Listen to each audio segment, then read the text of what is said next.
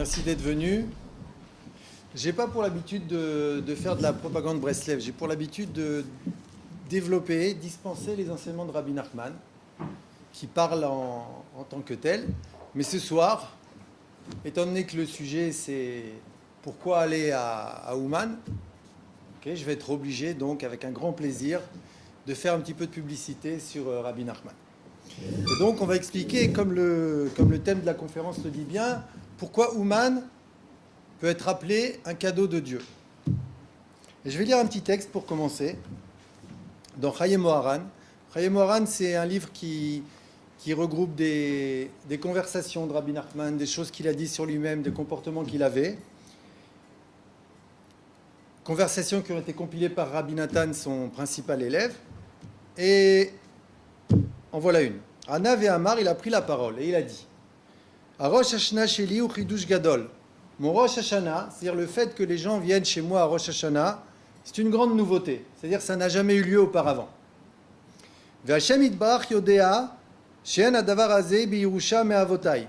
Et Dieu sait que le Rosh Hashanah que j'organise, ce que j'ai obtenu à Rosh Hashanah, je n'ai pas reçu en héritage de mes ancêtres. C'est quelque chose que j'ai obtenu par mon travail.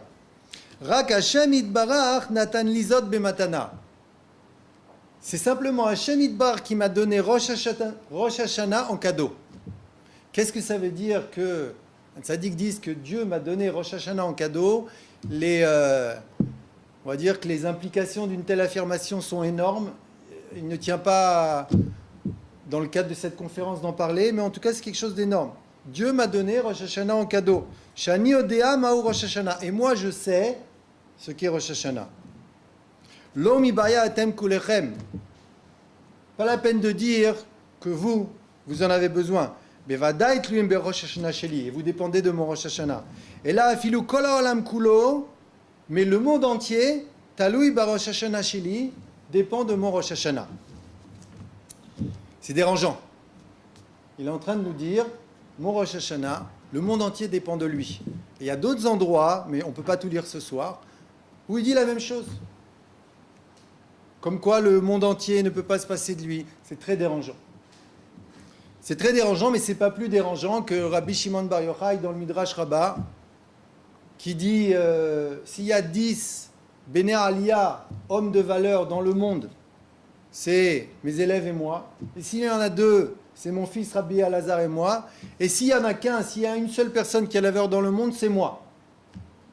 Rabbi Shimon Bar Yochai. Sauf que Rabbi Shimon Bar Yochai, Baruch Hashem, ça y est là, depuis le temps, on a accepté, on a compris. Rabbi Nachman, c'est plus nouveau, ça fait à peine 2 siècles. Et donc, Rabbi Nachman dit des choses très dérangeantes. Et lui-même, il n'a pas peur. Dans ce même livre, il dit, ce que les gens ont l'habitude de dire, c'est que, en ce qui me concerne, en memutsa, il n'y a pas de juste milieu.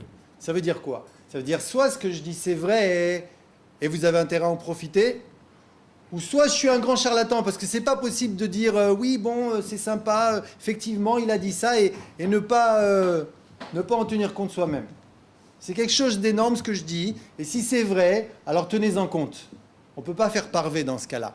Ou alors, c'est tellement énorme, c'est pas vrai du tout. Il n'y a pas de juste milieu en ce qui me concerne, il dit Rabbi Nachman. Donc, avant d'expliquer un petit peu plus en détail qu'est-ce que c'est que Ouman, Rosh Hashanah, d'abord il faut savoir de qui on parle. On va parler un petit peu de Rabbi Nachman. Okay. Il faut savoir déjà qu'à l'âge de 5 ans, toutes les nuits, en cachette, il sortait et il habitait à Medjibouj. Medjibouj, c'est une ville en Ukraine, et c'est là-bas qu'est enterré le Baal Shem Tov. D'ailleurs, quand on va à Ouman, on profite toujours pour aller, bien sûr, aussi voir le Baal Shem Tov. Rabbi Levi Yitzhak de Berditchlev, Rabbi Nathan. Pour les plus courageux, ils vont aussi chez le Baal Hatanya, le fondateur de la Chassidut Chabad. Il y a des tzadikim merveilleux à aller pèleriner. Donc, Rabbi Nachman, 5 ans, tous les soirs sortait en cachette. Il allait sur la tombe du Baal Shem Tov pour prier pendant la nuit, déjà à son âge, parce qu'il voulait être quelqu'un de bien, il voulait faire plaisir à Hachem, à l'âge de 5 ans. À l'âge de 7 ans, il a commencé à écrire un livre que beaucoup de personnes ont, qui s'appelle le Sefer Amidot, qui a été traduit en français sous le titre « Le livre du Aleph Bet », et qui est un livre qu'il a terminé à l'âge de 13 ans, et un livre sur lequel le rabbi de Lublin, Rabbi Tzadok HaKohen, qui est un tzaddik immense, qui est très connu, a écrit un commentaire. On va rester à 13 ans. À 13 ans, hein, Rabbi Nachman est avec son oncle, Rabbi Baruch de Meziboj. Et Rabbi Baruch le surprend, lui qui a connu le Baal Shem Tov, il le surprend en train de servir Dieu dans ses dévotions. Alors il s'approche, il a affaire à un jeune de 13 ans après tout. Et lui dit, Nachman, je vois que tu sers Hachem avec beaucoup d'entrain, avec beaucoup de vigueur. Tu me rappelles un petit peu la dévotion de tel tzaddik.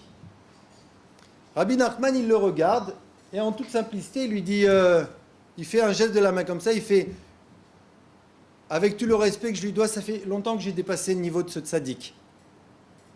On parle d'un petit de 13 ans. Alors Rabbi Baruch regarde, il dit, alors ça veut dire que tu serviras Hachem au niveau de ce tzaddik-là, je ne dis pas de nom, qui était un tzaddik encore plus grand. Et Rabbi Nachman, il lui dit, avec tout le respect que je lui dois, j'ai dépassé ce niveau.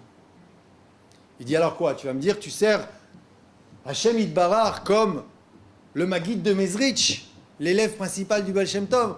Rabbi Nachman, il lui dit, excuse-moi, mon oncle, mais... Alors Rabbi Baruch dit, tu vas quand même pas me dire que tu sers Hachem aujourd'hui comme le Baal Shem Tov. Et Rabbi Nachman le regarde, il lui fait, à l'âge de 13 ans. La suite de l'histoire, si vous la connaissez, c'est que Rabbi Baruch il s'est énervé et qu'il lui a mis, en langage ordinaire, une droite. Il a mis une claque et il l'a poussé très fort, mais ça ne veut pas dire pour autant que ce que Rabbi Nachman disait, c'était faux. Rabbi Nachman, à l'âge de 13 ans, il a commencé à avoir des chassidim, plus âgés que lui. À l'âge de 18 ans, il avait déjà une cour chassidique autour de lui. On parle d'un jeune de 18 ans. Parmi eux, le Maguid de Terovitza. On ne sait pas qui c'est le Maguid de Terovitza. Mais s'il ne s'était pas attaché à Rabbi Nachman, on saurait qui c'est le Maguid de Terovitza. Il avait 70 ans à l'époque. Il était tzaddik sur 85 villes en Ukraine. C'était un admour. Un admour comme les grands, Rabbi Levi Yitzhak, le Rabbi Shneur Zalman. Un admour de cette taille-là, pour être à l'époque admour sur 85 villes en Ukraine, on ne peut pas avoir un petit niveau. Et lui, il avait une question, ce Maguid de Terovitza, à laquelle il n'avait jamais eu de réponse. Pour la petite histoire, on va la dire. Il se demandait où sont les livres qu'ont écrit Avraham, Yitzhak et Yaakov, les livres qu'ont écrit les Tanaïm et les Amoraïm, les sages de la Mishnah, les sages de la Gemara, les livres qu'ont forcément écrit Yosef et ses frères, les enfants de Yaakov. C'est sûr qu'ils ont écrit des livres, c'est certain. Où sont tous ces livres? Et donc, il se demandait où sont tous ces livres. Et il n'avait pas de réponse. Et il entend qu'un petit jeune de 18 ans, dont on commence à parler comme étant un tzaddik, passe dans une des villes où il était admour, et il dit, je vais aller l'écouter. Regardez cette modestie. 70 ans. Il va l'écouter, Rabbi Nachman le voit, et il commence à expliquer pour où sont passés ces livres. Pour l'enseignement, il faut savoir qu'il y a des livres basés sur l'idolâtrie qui est une sagesse. Ce n'est pas une sagesse, mais c'est une philosophie extrêmement puissante. Et si ces livres étaient restés, une seule page de ces livres était restée, explique Rabbi Nachman, on aurait beaucoup de mal à s'approcher de Dieu, parce que ça nous aurait énormément attirés. Donc il fallait que ces livres disparaissent. Alors comment est-ce que ces livres ont disparu? Ces livres ont disparu parce que, en korban, en expiation, on va dire, pour que ces livres ne sortent pas, les livres que les tzadikim ont écrits, Avraham, Yitzhak, Yaakov, Tanaïm, Amoraïm, Yosef et ses frères, ont aussi disparu, pour que cela n'apparaisse pas. Mesure pour mesure.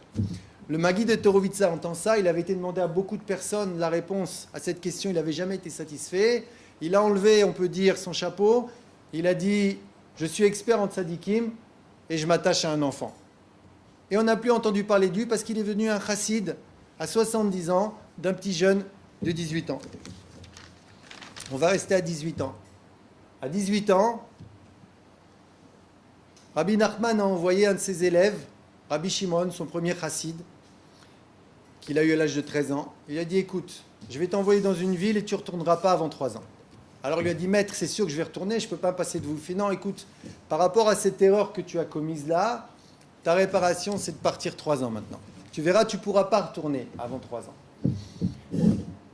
Et effectivement, Rabbi Shimon, 3 ans, il n'a pas pu retourner. Au bout de 3 ans, il revient, et Rabbi Nachman lui dit, tu sais, Shimon, tu te rappelles le niveau que j'avais à 18 ans? Enfin, moi je te dis le niveau que j'avais à 18 ans. Il était pas mal comme niveau. Eh bien, sache que ce niveau-là que j'ai atteint depuis que je suis petit jusqu'à 18 ans, de 18 à 21 ans, je l'ai doublé. C'est-à-dire en 3 ans, j'ai fait tout ce que j'ai fait depuis que je suis né. J'ai commencé jeune, jusqu'à 18 ans. Ça, c'est pour le début. Par la suite, il a dit à Rabbi Nathan que tous les mois, il doublait de niveau. Et vers la fin de sa vie, il a expliqué que c'était toutes les secondes. Ça n'arrêtait pas. Et il a dit, je dois partir. Mon corps ne peut plus supporter. Mon corps maintenant devient un obstacle à la connaissance que je suis en train d'engranger. Mon corps empêche maintenant. Je vais être obligé de partir de ce monde. Effectivement, il est parti de ce monde très jeune, Rabbi Nachman. Il est parti à l'âge de 38 ans. Donc je parle comme ça, mais c'est un peu dérangeant quand même. Comment il peut dire ça sur lui? Comment? Et j'ai rien dit encore. Je vous jure que j'ai même pas dit 2% de ce que je pourrais dire.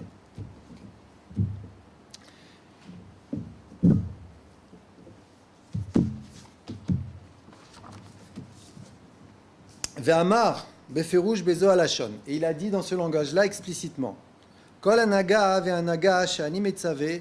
Tout comportement que je préconise, la asot, de faire, ou ségoula, c'est un remède, vetikun, une réparation, ou moïl, et c'est extrêmement efficace, alma she'avar, sur le passé, ve'ala atid, sur le futur, ou le'achar, aistalkut shel adam, et même après que l'homme parte de ce monde, ça l'aidera, ve'limot amashiach, et aussi dans les temps messianiques, ou le triat ametim, et au moment de la résurrection des morts, ou les hâtis de l'avant, et dans les temps futurs. Ça, c'est un aspect, l'aspect de l'enseignement, où celui qui se penche dans les écrits de Rabbi Nachman est confronté à une source de sagesse, mais pas au sens sagesse qu'on admire parce qu'elle nous dépasse. Une source de sagesse qui est tellement proche de l'être humain, qui nous touche tellement, qui nous donne tellement envie de s'améliorer, qui nous donne tellement d'espoir et en même temps qui est très simple et très profond, et qui nous aide à un point qui nous dépasse, puisqu'il dit, ton passé, ça le répare. Ton futur, ça le répare. Quand tu partiras de ce monde, ça t'aidera. Dans les temps messianiques, à la résurrection des morts, et même dans les temps futurs, tout ce que j'ai préconisé de faire, ça te servira. C'est éternel.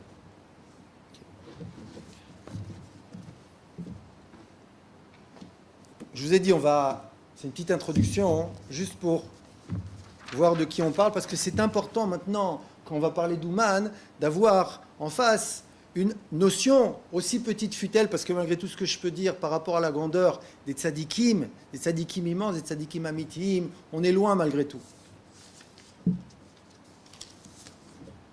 Une fois, il a parlé à des gens, pour que vous compreniez qu'est-ce que c'est que l'aide d'un tzadik, quand on le prend au sérieux et qu'on s'attache à lui par l'intermédiaire de ses enseignements et le respect de ses conseils. Amar, Ma'atam yecholim la'asot teshuva. Il était avec des élèves, il dit, est-ce que vous pensez pouvoir faire teshuva? Vechi maspikim emechem vekochachem kulchem litakemka bechad miba shekilkaltem. Est-ce que vous pensez que toute votre vie et toutes vos forces pourraient vous aider à réparer une faute, un dommage que vous avez créé à cause de vos erreurs? Est-ce que vous pensez que c'est possible? Rakani ose teshuva bishvilchem.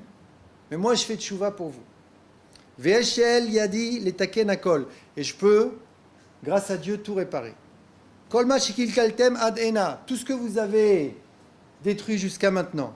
Rak ha'ikar me'ata lo ta'asu od. Juste ce que je vous demande, essayez, ne recommencez plus. Va'afilu me'ayam ve'al'a ni makpid al ashgagot. Sheta'avu chaz ve'shalom. Et quand je dis de ne plus recommencer, je ne vous demande pas de ne plus recommencer les fautes involontaires. Les fautes involontaires, ça peut se reproduire. C'est-à-dire, comme disait Chachamim dans la Masechet Brachot, un homme ne faute que quand est entré en lui un vent de folie, c'est-à-dire quand il est dépassé, il n'a pas pu se retenir, c'était plus fort que lui. Ok? c'est la majorité des fautes, surtout dans notre époque en ce qui nous concerne, une faute volontaire, c'est-à-dire qu'il faudrait vraiment dire, voilà, je sais que c'est interdit, mais je vais le faire quand même. C'est ça la faute volontaire. Okay. Donc ce que je vous demande, au moins, hein, ok, Rakaikar chez Alkol Panim Tishmorat Smechem Imezid. Protégez-vous des fautes volontaires, ok, et je fais tchouva pour vous. C'est énorme, non? Il nous dit quelque chose qui sonne à nos oreilles. Ça a l'air un petit peu décourageant comme ça. Il dit, est-ce que vous pensez qu'on peut réparer une erreur qu'on a fait, un bgam qu'on a causé? Et c'est vrai qu'il y a toute une littérature moussarique qui se penche sur le côté gravissime des fautes et qui nous explique à quel point c'est grave et qui nous décourage et qui dit de manière détournée, écoute, tu n'as plus d'espoir mon frère. Et c'est marqué, on a des preuves, c'est de dire. Et vient Rabbi Nachman et il nous dit, c'est l'apanage des tzadikim amitim, des grandes tzadikim de Ham Israël, il dit, je fais tchouva pour vous. C'est ce qu'on a dit, les conseils que je vous ai donnés, mettez-les en pratique. Les réparations que je vous préconise de faire, utilisez-les. Et par le biais de cet attachement, quand on parle d'attachement, il faut bien comprendre. L'attachement à un tzaddik, ça ne veut pas dire qu'un tzaddik, Dieu préserve, prenne la place de Dieu. L'attachement à un tzaddik, c'est de la même manière que pour apprendre à conduire une voiture, on a besoin d'un moniteur d'auto-école. Pour apprendre à conduire sur le chemin de la vie, on a besoin d'un maître de la vie. Les maîtres de la vie, c'est les tzadikim. Donc quand on parle de s'attacher à un tzaddik, ça veut dire, tu veux conduire, tu vas chez le maître, le moniteur. Ou alors tu peux essayer de conduire tout seul, à tes risques et périls. Mais ce n'est pas évident que ça sera aussi bien. Tu conduiras aussi bien. Okay. Donc, j'ai terminé pour cette introduction. Et comme je vous l'ai dit, j'ai absolument rien dit en vérité. Juste pour qu'on prenne un peu plus au sérieux maintenant les paroles de Rabbi Nachman. Okay. Qui sont pour l'instant toujours dérangeantes, je vous le conseille, mais on va en reparler de cet aspect dérangeant. On va voir qu'il est tout à fait normal et que même c'est bon signe. Okay. Donc les promesses. Rabbi Nachman, il a fait des promesses, vous avez sûrement entendu les promesses de Rabbi Nachman, au moins une. Okay. Il a fait des promesses énormes, Rabbi Nachman. On va voir qu'il a pris des témoins et il a juré, c'était sur un Sefer Torah. Okay. Donc c'est pas petit. Pourquoi est-ce que tu fais ça? Il vaut mieux qu'il ait fait ça. S'il n'avait pas fait ça, s'il n'avait pas pris des témoins et juré, on n'aurait peut-être pas pris au sérieux ses paroles.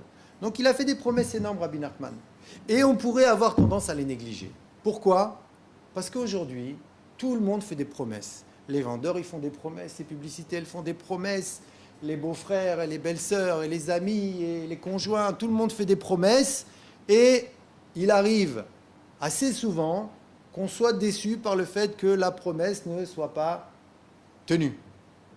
Et il y a tellement de promesses, quoi qu'il en soit, okay, même le felafel, il te met le felafel achi taim baaretz, okay, il y en a 500, il y a 500 restaurants qui sont les plus, okay, taim baaretz, les meilleurs du monde, achizol, achi taim, achi, okay. Donc les promesses comme ça, il y en a tellement que quand on est confronté à une vraie promesse, elle risque de nous passer sous le nez, parce que bon, encore une promesse.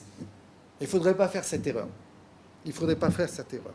Les promesses de Rabbi Nachman, avant d'arriver à Rosh Hashanah, malgré tout, il faudrait, et ce que je vais faire avec vous maintenant, les structurer.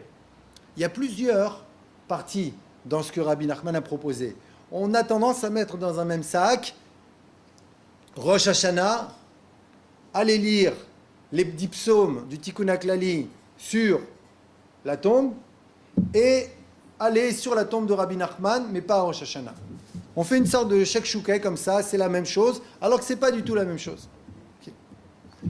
La lecture du Tikkun HaKlali, les 10 psaumes. Vous avez entendu parler de ces 10 psaumes, Tikkun HaKlali, réparation générale. Ça corrobore ce que j'ai lu tout à l'heure, que je fais tchouva pour vous, je vous aide à faire tchouva. On ne peut pas réparer les fautes une par une. Une faute, c'est trop énorme, mais on peut les réparer généralement. Il y a des solutions. Le Tikkun HaKlali, c'est une de ces solutions. Donc le Tikkun HaKlali, la lecture du Tikkun HaKlali en tant que telle, à part qu'elle soit propice pour la joie, pour la santé, pour la réussite dans les affaires, et d'autres choses, à part ça, Rabbi Nachman l'a dévoilé en tant que réparation totale d'une faute qui ne concerne que le public masculin. Vous savez à quelle faute je fais allusion, et si vous ne savez pas, venez me le demander à la fin. une faute sur laquelle le Zohar dit il n'y a pas de réparation. Sur cette faute-là, Rabbi Nachman a dit, voilà, j'ai trouvé le tikkun gamour, la réparation totale de cette faute-là. Si tant est que le jour même de l'accident, vous lisiez les 10 psaumes, sachez qu'il n'y aura absolument aucune répercussion, c'est fini. C'est énorme en soi. Et ça, c'est tous les jours, n'importe quand. Ça, c'est le tikkun haklali. Maintenant, après, il a fait une promesse pour celui qui viendrait sur sa tombe.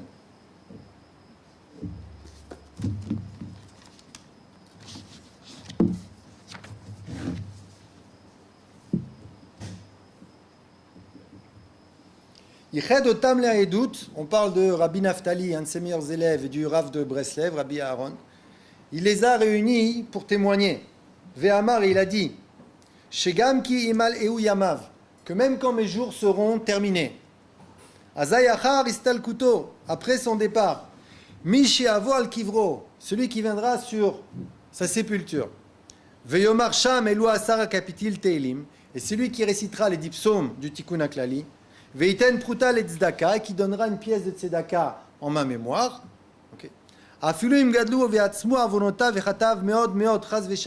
Même si Dieu préserve ses péchés, ses fautes volontaires, involontaires, se sont multipliés exponentiellement, Dieu préserve. Alors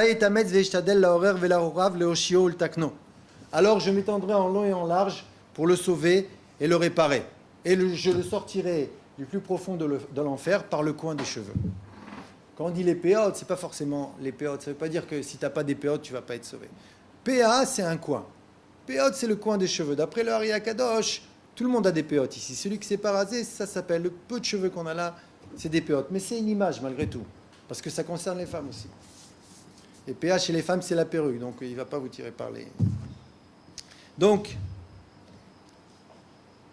cette promesse-là, il l'a faite. Il nous a promis que venez dire le Tikkun HaKlali sur mon kéver, et je vous promets, je jure, que je m'étendrai en long et en large pour vous sortir du Gehinnom. Nous sortir du Gehinnom. Comme on a vu auparavant que les comportements qu'il préconise nous concernent dans ce monde-là, et après notre départ de ce monde, etc., etc., la notion de Gehinnom, elle nous concerne aussi dans ce monde-là, et après notre départ de ce monde. Et celui qui s'attache aux enseignements de Rabbi Nachman, et je ne suis pas le seul à en parler, et je ne suis pas le seul à le vivre, c'est maintenant des milliers, des dizaines de milliers d'individus qui pourraient témoigner, comme je le fais ce soir. Il voit sa vie changer, il se voit sortir du Gehinnom. Il se voit sortir de l'enfer, de cette pression quotidienne qui fait que parfois on en arrive à courir sans arrêt et à plus prendre le temps d'être heureux parce qu'il y a des impératifs qui ne sont pas des impératifs forcément juifs de la manière dont ils sont exprimés, qui nous prennent la tête et qui font que dans notre relation avec Dieu, on se dise Dieu il existe, j'y crois, mais on n'a pas tellement envie de vivre avec lui parce qu'il nous fait peur, parce qu'on n'a pas l'impression qu'on est tellement intéressant à ses yeux. Ça s'appelle le Gehinnom. Donc on peut être, quand on est malheureux dans cette vie, Dieu préserve, ça s'appelle le Gehinnom, l'enfer. Et après ce monde aussi, la notion d'enfer, elle existe. Ce n'est pas l'enfer au sens chrétien, il faut comprendre. Quand on parle d'enfer, ce n'est pas un enfer au sens chrétien. Okay. C'est autre chose. En tout cas, cette promesse que fait Rabbi Nachman sur celui qui irait réciter le Tikkun HaKlali, et dans d'autres endroits on explique que, par exemple, un homme qui a eu des accidents tout au long de sa vie, le fait qu'il aille réciter le Tikkun HaKlali sur la tombe, ça réparera tout ça. C'est quelque chose d'énorme. C'est quelque chose d'énorme.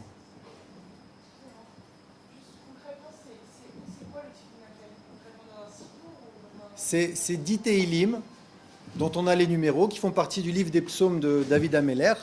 Et d'ailleurs, tu as des Tikkun HaKlali ici? Bon, de toute façon, moi j'en aurai un à vous donner. À la fin du cours, il n'y a pas de problème. Donc, la promesse de Rabbi Nachman de nous sauver, cette promesse-là, elle n'est pas propre à Rosh Hashanah. Cette promesse-là, c'est toute l'année. Toute l'année, tu vas là-bas et tu reçois une réparation, tu ne vas pas le vivre. C'est-à-dire que tu ne vas pas aller là-bas et tout d'un coup sentir que ça y est, tout a changé, tout est bien. Mais tu vas le vivre. Au fur et à mesure, tu vas voir ta vie changer. Et si tant est que tu investisses dans la direction que tu viens de prendre, c'est-à-dire une bonne direction, une direction qui consiste à donner un sens à sa vie, à vivre une relation authentique avec Hachem Itbarach et à s'éloigner du mal et du mensonge, si tant est que tu continues à investir dans cette bonne direction, tu vas recevoir une aide, mais qui n'est pas de ce monde, une aide qui va t'aider, tu vas ouvrir les yeux, tu vas comprendre des choses qu'intellectuellement, jamais tu n'aurais été capable de comprendre par toi-même. Impossible. Une aide du ciel, un cadeau. Un cadeau. Le tzaddik, c'est un cadeau d'Hachem. Le tzaddik, c'est un cadeau d'Hachem. Les tzaddikim sont des cadeaux d'Hachem. Rabbi Nachman, il dit, moi, personnellement, je n'ai rien à faire dans ce monde. Moi, j'ai tout réparé, je n'avais rien à faire dans ce monde. Seulement, Hachem Itbarach, il m'a pris pour que je vienne aider le Ham Israël. Donc, ça, c'est la deuxième promesse. Elle marche toute l'année. Troisième promesse, Rosh Hashanah. Ouman, mais à Rosh Hashanah. Alors bien sûr, si tu vas à Ouman à Rosh Hashanah, bien sûr que tu vas lire le Tikkun HaKlali. Mais Rosh Hashanah, c'est une chose en soi. C'est le rassemblement, c'est le kibbutz.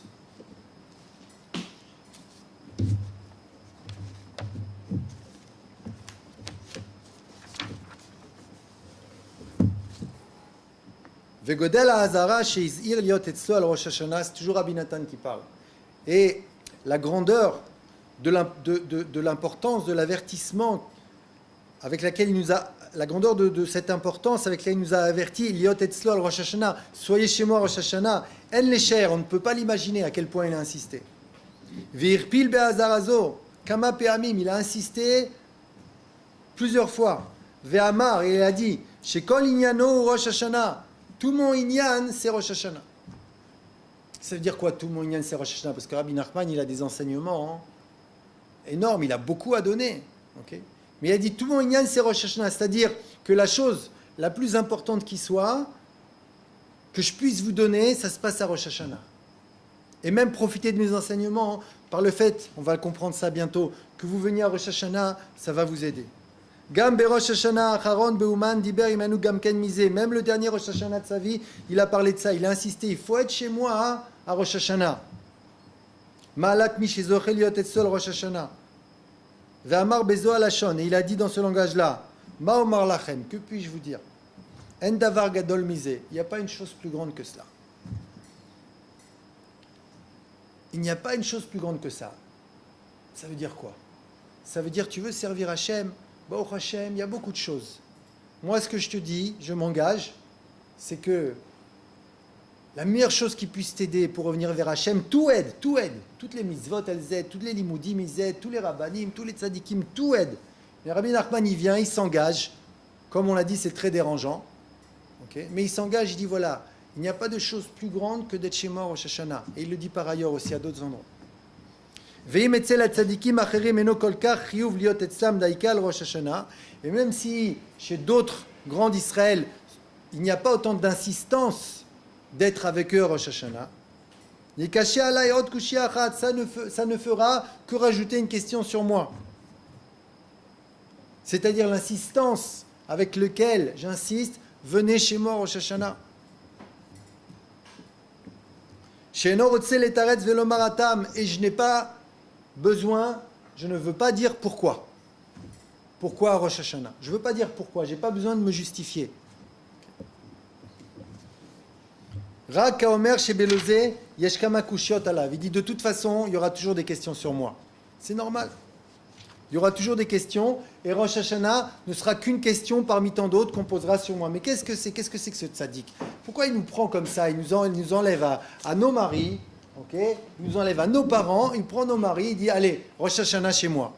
Qu'est-ce que c'est que ça? C'est une question ça. Qu'est-ce que c'est que ce tzaddik là? Okay. Rosh Hashanah. Okay. Mais il faut savoir que le fait que ça soit dérangeant, c'est très très bon signe. Que ces affirmations elles sont dérangeantes, c'est très très bon signe. Parce que la vérité, elle sera toujours dérangeante. Moshe Rabbeinu, le Midrash, il dit que quand il sortait de sa tente, les gens ils disaient ouais, il vient de tromper, il a été avec une femme mariée. Et quand il rentrait, on dit ouais, il revient d'avoir été avec une femme mariée. Moshe Rabbeinu, il a été contesté. David Ameller, il n'a pas été contesté. Il a été contesté, on disait même qu'il n'était pas juif. Les grands de l'époque, Doeg à Edomi et Achitophel, sur laquelle Agmara dit qu'ils étaient grands comme, en termes de chorma, ils étaient grands comme des palmiers par rapport au reste des érudits de l'époque qui étaient comme de l'herbe par rapport aux palmiers. Énorme. Tous nos tzadikim, ils ont été controversés et ils ont été voilés. Rabbi Shimon Bar Yochai, aujourd'hui on dit, Rabbi Shimon Bar Yochai, mais le Zohar, qui a 2000 ans, il n'est réapparu qu'au XIIIe siècle, qu'il y a 700 ans. On disait non, il ne faut pas le sortir ce livre, c'est pas bon, il ne faut pas le sortir. Les psaumes de David Ameller, énorme, 400 ans, on a dit non, c'est pas bon les psaumes.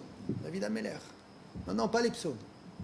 Jusqu'à ce qu'on comprenne que, non, c'est bon finalement, 400 ans. Le fait que ça soit dérangeant et qu'il y ait une controverse, c'est tout à fait normal, c'est bon signe même. C'est bon signe. Et nous, le peuple d'Israël, on ne dérange pas. Est-ce qu'il y a un peuple, si on dit voilà, trouvez-moi un peuple dans le monde qui dérange. Allez, un qui dérange. On sait qui c'est. Okay, on dérange tout le monde. Pourtant, on est petit, la vérité. Okay, on est 0,03% de la population. En termes de superficie, on est 0, quelque chose par rapport aux pays arabes, mais on dérange. On parle que de nous. On est dérangeant. Ce qui est vrai au niveau macrocosmique est aussi vrai au niveau du Ham Israël en tant que tel. La vérité, elle est toujours dérangeante. C'est normal. Pourquoi ? Parce que la vérité, comme elle vient de Dieu, elle est forcément au-dessus de notre comprenette, au-dessus de nos capacités intellectuelles, puisqu'elle vient de Dieu, qui est illimité, alors que nous sommes limités. Donc cette vérité-là, puisqu'elle nous dépasse, elle nous dérange. Parce que l'homme, de par nature, l'être humain, il aime avoir le contrôle. J'aime comprendre, j'aime contrôler, j'aime pas me sentir dépassé. Après, j'ai l'air de quoi ?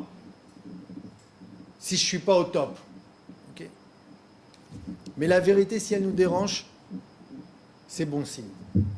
Il y aura toujours des marloquettes, c'est toujours comme ça. Plus récemment, le Balatania, aujourd'hui qui peut parler contre Chabad, Baruch Hashem. On voit ce qu'ils font, c'est merveilleux. Mais à l'époque, le Balatania, le fondateur de la Chassidut Chabad, il a été excommunié par les grands. Le Ramchal, Rabbi Moshe Chaim Lutzato, le Ramchal. Okay. Pareil, on lui a dit tu arrêtes d'étudier la Kabbalah, sinon on t'excommunie. Il a arrêté d'écrire des livres de Kabbalah. Mais Silat Yesharim, vous connaissez peut-être. Et c'était des grandes époques. Le Hari Akadosh, pareil, à son époque, ils lui ont dit on va t'excommunier. Pareil, le Hari Akadosh, le Harizal. Aujourd'hui, Baruch Hashem, plus personne ne parle. Okay, et le Baal Shem Tov. Donc quand il y a marloquette, quand ça dérange, c'est bon signe. Et donc pour Rabbi Nachman, c'est vrai que des fois ça dérange et qu'il y a des raisons d'être dérangé. Mais là, pour Rabbi Nachman, il n'y a pas de raison d'être dérangé. On parle de Torah, on parle de mitzvot, on parle de Shulchan Aruch, on ne parle pas de prendre ton argent, on ne parle pas de faire des synagogues à 2 millions de dollars avec des lustres à 100 000 dollars avec une plaque. On ne parle pas de choses comme ça quand on parle de Rabbi Nachman. On te parle de prendre une valise et d'aller galérer en Ukraine pour aller prier sur des tombes. Tu comprends ? Donc, quand les gens viennent et qui disent « Pourquoi aller à Ouman ?» En vérité, cette question, personnellement aujourd'hui, même si on l'a, mais c'est un peu de la provocation ce que je dis maintenant, je trouve que cette question, elle est bête. La vraie question, c'est pourquoi ne pas y aller ? En 1989, il y a 20 ans, 100, 200 personnes, les frontières ont été ouvertes, 100, 200 personnes ont été à Rosh Hashanah chez Rabbi Nachman. Après la fin de la Seconde Guerre mondiale, on a eu du mal à retrouver le kéver. Il restait les chassidim de Breslev se comptaient sur les doigts d'une main. Quelques chassidim, la majorité, quelques